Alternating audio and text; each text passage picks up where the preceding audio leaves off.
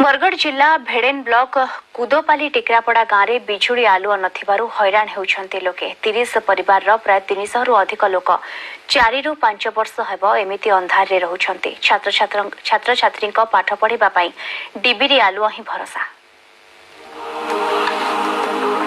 बिजुली संजोग पई पोता जाइछि विद्युत खुंट, ट्रांसफार्मर भी लागिछि। घर को घर विद्युत संजोग मध्य करा जाइछि। घर कांथरे बोर्ड लागिथिबा बेले मीटर मध्य बसिछि। हेले 4-5 वर्ष हेबो गां रे बिजुली संजोग नाही। एमिति ही अंधार रे बितुछि जीवन। छात्र छात्री पाठ पढ़िबा पई डिबिरी आलुओ ही भरोसा। ए दृश्य होछि बरगढ़ जिला भेडेन ब्लॉक कुदोपाली टिकरापड़ार। गांव में बिजुली आलुओ नथिबारु असुविधा भोगुछन्ती 30 परिवार प्राय 300 रु अधिक लोक। आमर एनो आया लाइन फाइन किछु नै न अंधकार रे अछु हादिका 5 बरस लान खमा गाड़ी छन 4 बरस लान उएर तानली ट्रांसफार्मर बसबार 2 बरस लान आर बोर्ड पिटबार वर्ष 1.5 बरस लान बॉल भी सब दे सारी छन आया एला लाइन टिके नै जे हमर छुआ माने बहुत असुविधा थी अछन। हमर गानो लाइन रहंदा असुविधा लागि हमें किछि पढ़ी भी न परबार।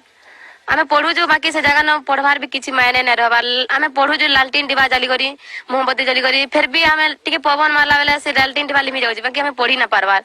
हमर पढ़ाई के बहुत दिन ट्रांसफार्मर लागला न प्राय हिंगबा वर्ष 1.5 बरस लान आसु जन लाइन तार बिल जुड़ी नि जन फिर भी हमर आड़ के लाइन न लाबार खरा मासे बहुत हमें असुविधार सम्मुखीन हो जो। विद्युत विभाग पक्षरु दीनदयाल ग्रामीण ज्योति योजना जरिया काम सरीछि। ट्रांसफर मध्य लागिछि हेले विद्युत संजोग न हेबारु ग्रामवासी बारंबार विद्युत विभाग और भेडेन गोष्ठी उन्नयन अधिकारी को लिखित अभियोग करिसेंति हेले कार्यानुष्ठान सुन अन्यपटे खूब शीघ्र समस्या समाधान कराजियो बोली प्रतिश्रुति दैछंती बरगढ़ विद्युत विभाग कार्यनिर्वाही अधिकारी।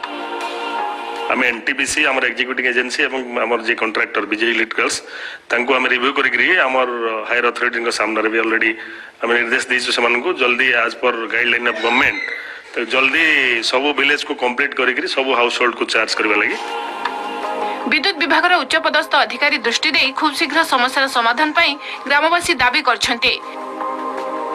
बरगढ़ महेंद्र कुमार साहू को रिपोर्ट कलिंग टीवी।